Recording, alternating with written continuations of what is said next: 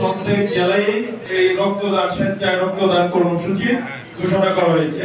2019 সালে এর যে কমিটি হয়, সেই কমিটি হওয়ার সময় সদস্য পদ সংগ্রহ করা শুরু হয় এবং প্রত্যেকটা ইউনিটে এরকম জেলা এবং মেডিকেল কলেজ হয়, এরকম ইউনিট আছে সারা দেশে। দুর্ভাগ্যজনক হলে সত্য, আজকে অনেক ডাক্তার এখন বলা যায়, কিন্তু নেত্রকোনাতে 5 জন ডাক্তারের ফর্ম ফিল আপ করা যায় নাই।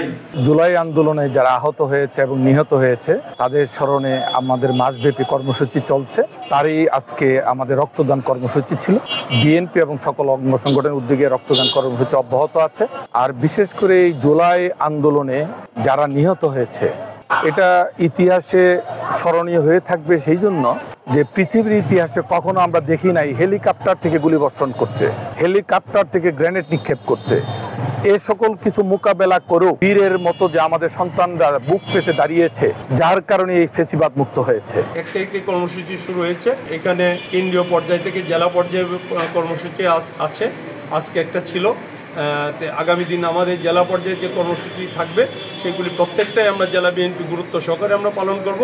আর ইতিমধ্যে আমরা নেত্রকোনা জেলায় যারা শহীদ হয়েছিলেন তাদেরকে আমরা ঢাকাতে কয়েকজনকে আমরা পাঠিয়েছিলাম, তারা ওখানে গিয়েছেন। আমরা নিজেদের যোগাযোগ করে এই ফ্যামিলি সদস্যদের ঢাকায় আমরা পাঠিয়েছি।